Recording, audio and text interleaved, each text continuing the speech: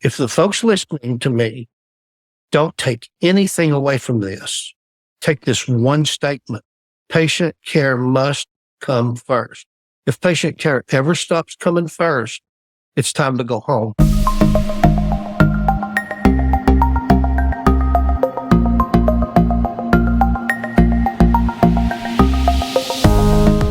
Hey, everybody. Welcome back to the TIMSA Leadership Podcast. My name is Eric Claus, and I'm honored to be able to be your host. We have a special episode, a special treat for you today that I am going to share a little bit about that in just a couple of minutes. But first and foremost, I wanted to just kind of update you all about our upcoming TIMSA conference. It is going to be in July 24th through the 26th. To be exact, it's going to be in Murfreesboro. There will be information on how to register for that conference in the show notes. We would love to see you. There are several tracks that we're going to be part of. I will be there. We're actually going to be teaching a leadership session on Wednesday. And then also we're actually going to be recording some podcasts there. So we would love to have you come up and introduce yourselves to us. We would love to get to know you and kind of know what this podcast has done for you. The feedback we have got has been absolutely incredible, and we look forward to continuing to bring this to you. Well, let's jump into the special episode that we're going to share with you the information. So not long ago, in fact, our first ever coaching call we just had in the beginning of April. And moving forward, mark your calendars, the first Friday of every month, we are going to be doing a live coaching call. The information will be found in the show notes. It is going to be from 7 a.m. until 7:30 a.m. Central Time. This is going to be 30 minutes that you could fit into your schedules. We thought it would be best to bring it to you at that time. This is going to be hosted by someone that I know we're familiar with, a guest on the show and someone that has helped us with this podcast since the beginning, Mr. Phil Sanderson. Phil is an expert in leadership and is actually a certified leadership coach and presenter. And he's going to be introducing you to special guests every single month. And today we just thought it would be special to actually let you hear the recording of the first ever TIMSA Leadership Coaching Call. So with that, it is truly a pleasure to introduce you to Mr. Phil Sanderson, who is actually going to be setting the stage for this coaching call. We are so grateful that you joined us here today. Again, I want to thank you. We are live. I am Phil Sanderson, your host for this mentoring and coaching call. We've put this on your calendar for next month. We have a good lineup already for several speakers. And I'd like to also put a thank you and appreciation for many folks that are behind the scenes to help make this happen.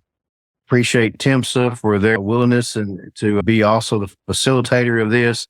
And also just remember that the most important person you'll ever lead is yourself. And that's why you're here. And we all are eager to become better leaders. Also remember that we have a leadership podcast that you can also find more leadership content hosted by Eric Claus. You can find that on Apple Podcasts, YouTube, or Spotify. Today, we have an amazing individual that many of you are familiar with. It's so exciting to welcome Robert Byrd today. Today is a very special day for Robert, and we're going to give Robert an opportunity here in a minute to speak to us and share some of his knowledge to us. But Robert actually started in EMS on April 5th, 1979. So that was 45 years ago today, which is, I got to tell you, whenever I asked Robert to be the speaker of today, I did not know that. And so I feel like that was in the stars, as they say, and very much divine for Robert to be our first speaker. So 45 years ago today was Robert's first day. He was started out as an ambulance driver. And he says, I'm proud to be called an ambulance driver. He went to EMT school in the fall of that year and was licensed in January of 1980. His license number is 6843. At that time, there wasn't many EMTs and paramedics. That was, early years as our history started. He was in the 4th paramedic class in the state of Tennessee. At that time, was only about 300 across the state. Robert served on the board. He served on many other boards and committees. He's been a flight medic for UT Lifestar. He was the director in chief for Anderson County EMS for about 11 years in his most current role. And he actually tomorrow will be retired officially. He has served as the vice president of government affairs at GMR. And, what an amazing accomplishment. And in my talks with Robert, he says, I was just a pig farmer that had the opportunity to do so many things. And so we're eager to hear about your journey, Robert. And mostly we're eager to hear about the lessons that you can give us so that we can be better leaders. And just one more thing to say about Robert and his leadership journey. And I think we can all relate to this. Robert journals and has journaled since 1998. And Robert was telling me in our discussions, he says, in my May 3rd, 1999 officers meeting, I wrote in my journey, I don't have a clue what I'm doing. And wow, how we can all relate to that. Every single one of us can relate to that because we've all said that. We may not have wrote it down, but we've all said it, and probably many, many times over. So Robert, let's get started. That's enough of me. Let's hear a whole lot more from you.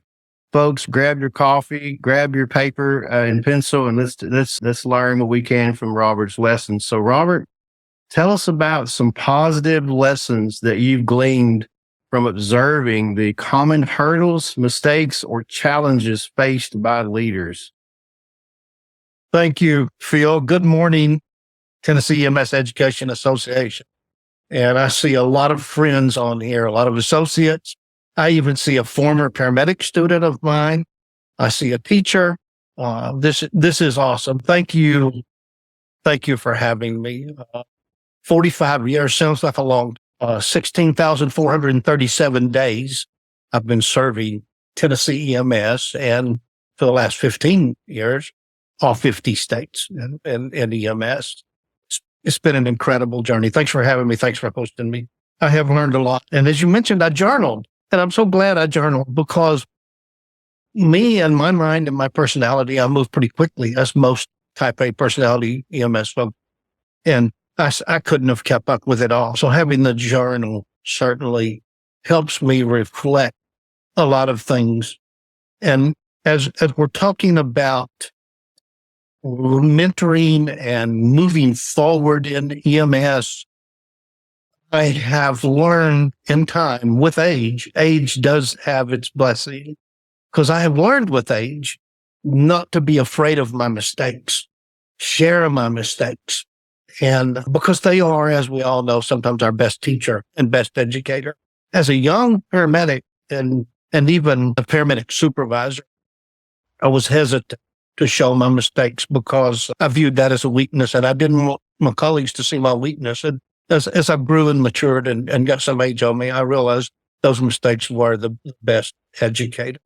Don't be afraid of your mistakes. Share them. Now, obviously, you want to share them with the right people. You always want to be careful who you give your pearls to. But I'm a really, really big fan, Phil. I'm a really big fan of accountability. Now, accountability partner is so important to me as a paramedic and to me as an EMS chief. And as I matured as a paramedic, I learned that. I didn't have that lesson as a young paramedic. But once I did learn it, I really enjoyed having an accountability partner that understood what I was doing as a paramedic, another paramedic that I could talk about things with. And maybe I should, treated the patient differently.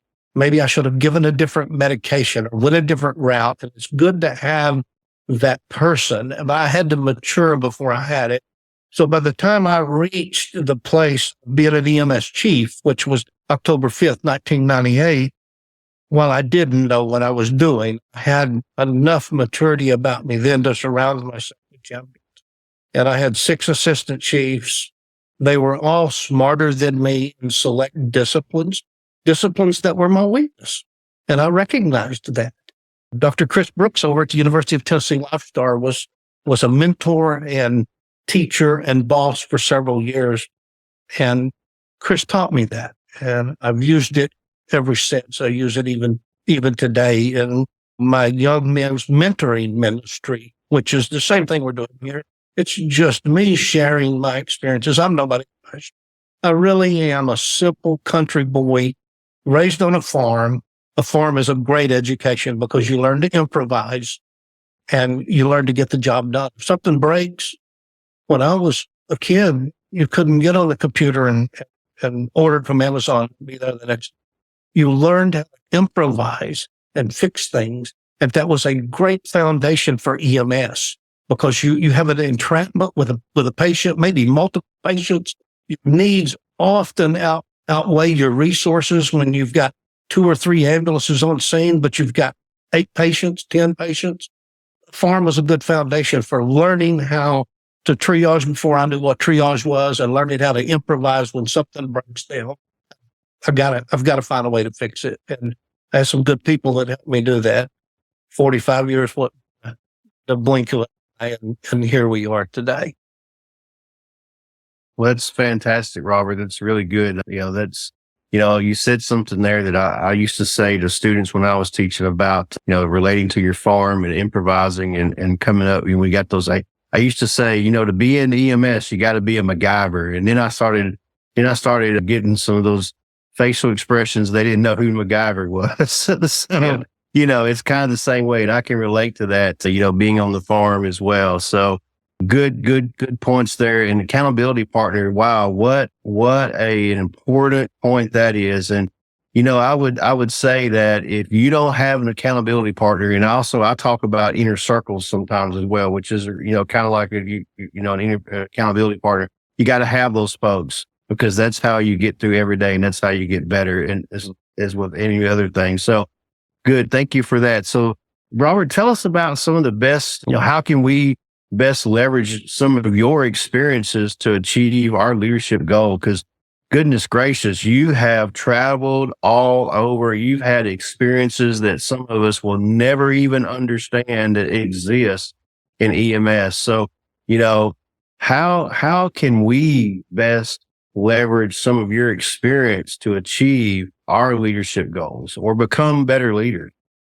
Attitude is the number one recipe for becoming any type of good and productive leader. One has to have the attitude. It's a process you have to learn. One has to understand that all of these employees are different type of people, just as I was before I was the leader. You have to grow into that and learn how to manage each person differently. While you must, as a boss, hold people accountable, you can also be a good human being and be a reasonable support system for them. It's all about relationships. I learned that when I left Lifestar and went to Anderson County as an EMS chief. Most people on this call know that I'm a people person and I like relationships. And I built those relationships. And by building those relationships, guys, when a staffer messed up, because our relationships were good, most of them very good, it was really easy to have that accountability conversation without tearing down the EMT or the paramedic because I saw a mistake, especially if I made the mistake myself when I was in the field. And I didn't hesitate to share with staff, hey, I've done it. I might have even done it more. I might have even done it worse. So don't be hard on yourself. I'm sharing this with you to help you improve, and we will improve together because this is about patient care. Patient care must come first. If the folks listening to me don't take anything away from this, take this one statement. Patient care must come first. If patient care ever stops coming first, it's time to go home. We have to put the patient first. And I just shared that philosophy my entire career, as at least the last half of my career as a leader. I shared the philosophy of you must be accountable for what you're doing. You must be, and you must not be afraid of being accountable.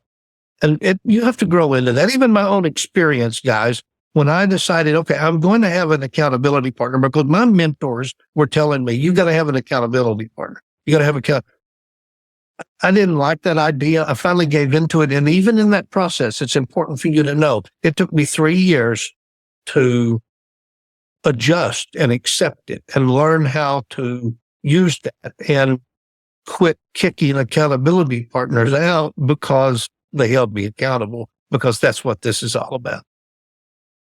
Well, thank you for that. I took a few little notes there, but just kind of recap that, Robert. I took away four key points there that we can learn, and you're spot on. I mean, you are absolutely spot on.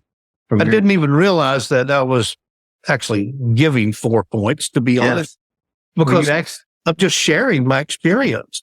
Yeah. Well, you actually gave more, but I kind of jotted down 4. And number one, recipe, attitude. That's exactly right. Number one. Yes, sir. Number one, we have to have a good attitude. And the thing that we need to remember is, as leaders, every day is not going to be a great day, right? So we have to be able to understand and like you said a while ago, triage things and also problem solve and deal through things that maybe make us unhappy. So we have to have a very positive attitude and as we move forward. The second thing, and again, I'm a big proponent of this, relationships. You've got to have these key relationships. Yeah. Without that, we are not meant to be alone. And as leaders, you cannot be alone. Otherwise, you will be very unhappy. So relationship. The third thing is, and you talked about it in a previous question, is mistakes. We have to admit our mistakes and also learn from them. So that was a good point. And then the last, but certainly not the last, patient care. We are in the patient care business here, and that always has to be number one. We always have to put those patients first. So thank you for those key points there. Attitude, relationship, mistakes, and patient care is always first. Thank you for that. Good feedback. So as we're getting closer to the end of the hour here, if you guys if the audience here has any questions that you would like to ask Robert, please start putting those in the chat. We will sort through those. I'm sure everybody's got great questions, and we'll try to get through them all. And if there are questions that remain unanswered, we're going to try to get those to Robert and then get it back out to the group. So please start putting those questions in the chat so we can prepare to answer those. So Robert, again, I've had so many opportunities to speak with you about this event, and I've learned so much from you and look forward to, continuing on even after you retire and do new things. One of the things that we talked about is, some common pitfalls and challenges that you observed as leaders, that you've mentored or been around. And you mentioned to me, you said, they've not surrounded themselves or partnered with accountability partners to help them focus and to be successful. And you've already talked about that. Are there any other common pitfalls that you could say, hey, steer away from this, or, try to remember this, that you want to share with us? Yeah, thank you, Phil. When we first started discussing the pitfalls and the mistakes and even the common ones, I found myself uncomfortable with that because we generally don't particularly like to talk about those things, but we need to. We must start having adult conversations.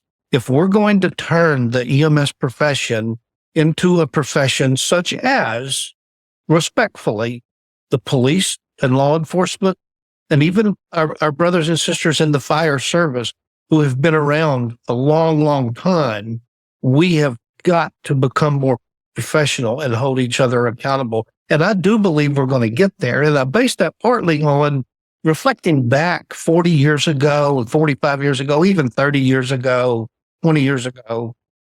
The changes that we have made in Tennessee EMS is phenomenal. So we're not there yet, but we're on the right track. And I will follow that by telling you this.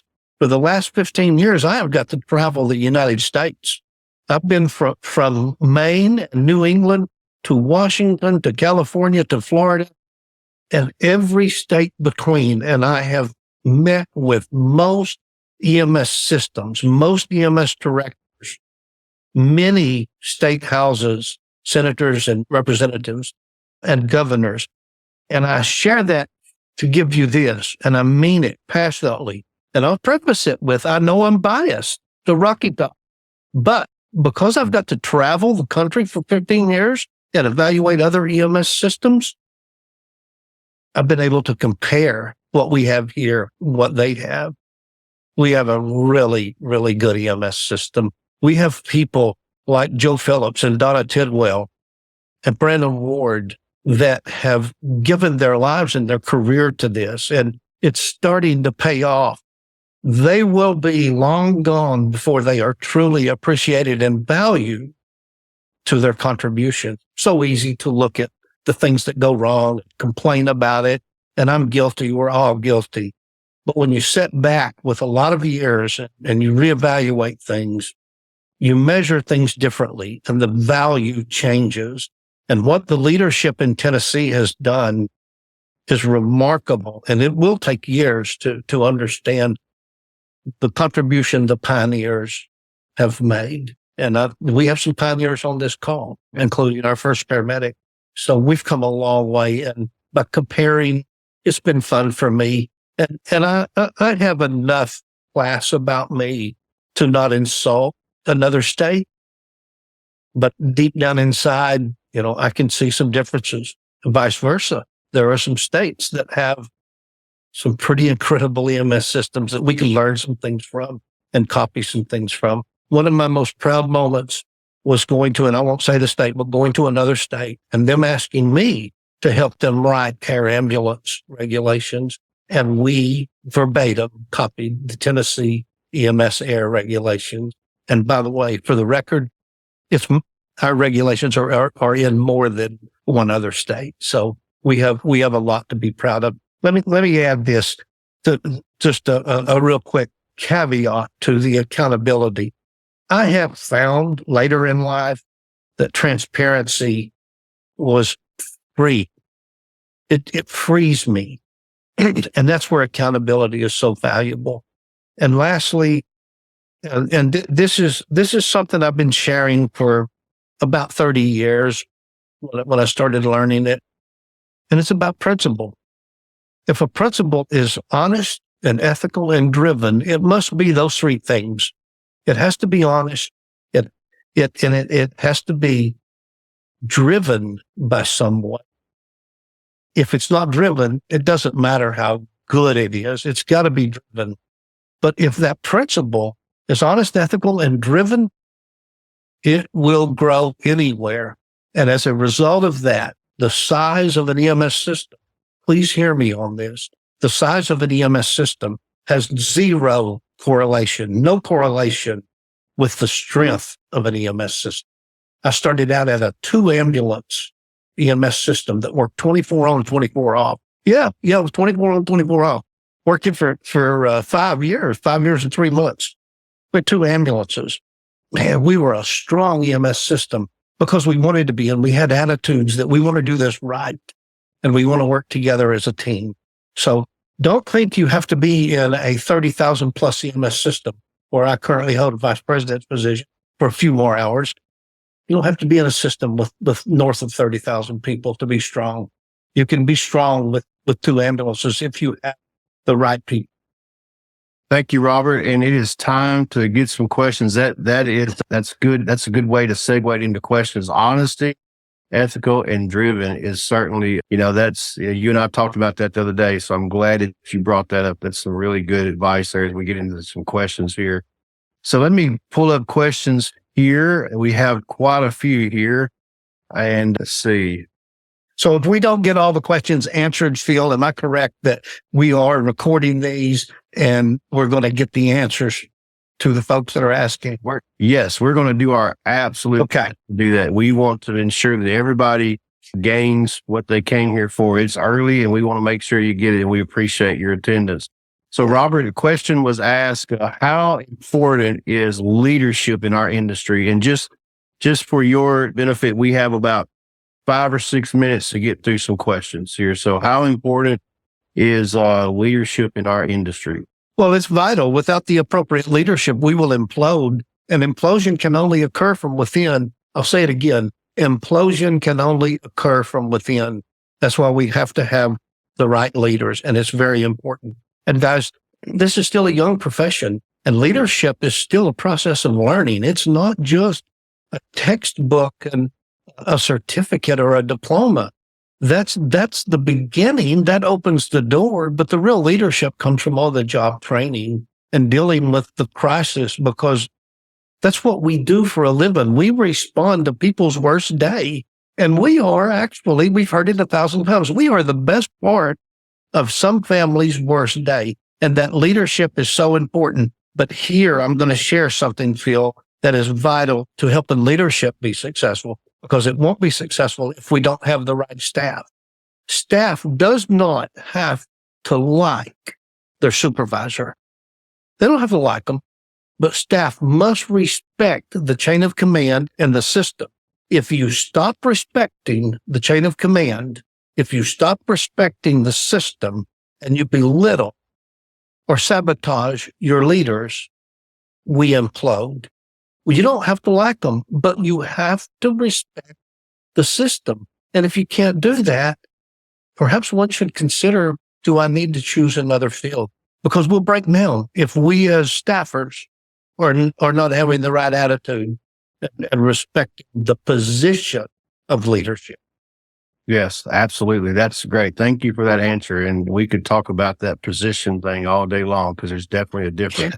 So another great question here. We got time for this one and maybe one more, just depends here, but this is a great question. What advice do you have for new leaders who let their mistakes or opinions of others cause them to doubt their leadership? That is a good question. Yeah, that is a great question. We have all lived through that. And my own experience is I lived through it more than once, more than twice, probably more than 3 times. And it's a process of learning. And it goes back to something we've already discussed. You've got to have the right accountability partner. I'm not one that believes in multiple accountability partners.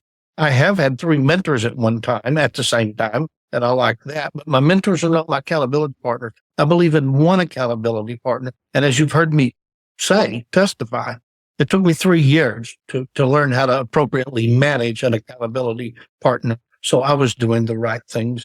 And that's where your accountability partner can help you. You go to that person of equal credentials and you say, I'm having doubt. I think I made a bad decision. You got to be able to accept if that accountability partner says you did make a bad decision. You could have done it different. You could have done it better. Many people will say, I've made mistakes. Many people will say, I've made mistakes. Few people will openly say, I messed up. I really messed up. And it's okay to mess up. We're human. We all mess up. You will find out in time that's your best teacher. Yeah. You got to learn from those mistakes. One more question. I think we got time for one more question as we move toward the wrap up at the end of this hour. What advice do you have for a provider attempting to get into the leadership realm? What should we be doing to prepare? And where would you like to see the EMS profession in the future? So again, what advice do you have for us as new leaders or leaders trying to get into this? How much time do we have? We have about a minute and a half. It's a great question. Or maybe 2 minutes. It actually leads to a conversation that we could have a couple of hours. So whoever asked that question, I would love to have some follow up with them at some point. But because there's just so many, there's no one specific answer to give you. In my own experience, I've shared most of that already with accountability and with understanding principle and with being a driver of principle. But here's a question I've not addressed, which is my primary discipline for the last 15 years and always been a secondary discipline since I could talk. And that's politics. As repulsive as politics can be, it is an evil necessary if that happens to be the way you look at it. I don't look at it as an evil necessary. I look at it as a challenging necessary. We must be involved in politics. Why? Because the politicians get the right policy, set policy, and actually, literally, and I've really learned this the last decade, they get to set the reimbursement rate many, many times in places. So it's vitally important And you're already doing it. I've seen the Education Association. I've seen TASA burning shoe leather at the state capitol. I've participated in that. We're doing the right thing. Don't quit doing it. Keep doing it. Do it more and more and more. Because as long as we're unified, and that is the most challenging thing, the sky is really the limit. It really is. You're looking at a simple country boy, poorly educated, started out a country EMS system that is now a vice president in the largest emergency system on the globe, not just Tennessee, the globe. I'm not qualified for that. And I'll end with this. God doesn't choose the qualified. God qualifies his choice. Hey, absolutely. And I'll say amen to that. Robert, thank you so much. Just wrapping up here real quick. Thank you for your time. There's a lot of congratulations in the chat room. A lot of them. I wish I could name every one of them, but thank you for 45 years and tomorrow being one day. Thank you so much. I look forward to continuing our conversations. You know, Robert, I want to end with this and make a few real quick announcements. You know, Robert, you told me the other day that your motto was be first to the trough gets the most. Be the first to the trough gets the most. So be at work early and leave last. And that is certainly a good motto to live by. Ladies and gentlemen, thank y'all for joining. You don't want to miss our upcoming months. We have a good lineup of speakers already. In May next month, we're going to hear from Nathan Sweet, a young EMS leader who's done some great things. We've got Jeff Davis lined up, and then I've got several more that we'll also talk about in the next meetings. Remember that the most important person you ever lead is yourself. So come to these monthly calls. Listen to our podcast. We're doing some leadership classes as well. We'd love to have you. And I'll leave you with one last thought here. As leaders, as young leaders, and even old leaders, we often think that we must always have the answers, but truly, we don't always have them, and no one ever does. And we don't grow by accident. So how do you grow and get better? Things like this and many other things. So thank you all for joining us this morning, the small part of this Friday, and we look forward to seeing you again on May the 3rd. Thank y'all very much. We are so grateful that you joined us here today on this podcast. We hope that this brought value to you.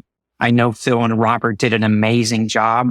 We look forward to future leadership coaching calls, and we look forward to seeing all of you at the upcoming TIMSA conference and continuing to bring this podcast to you. Remember, as we say all of the time, the most important person that you are ever going to lead is you. And we appreciate you taking this journey with us. Until we meet again next time, thank you for joining us.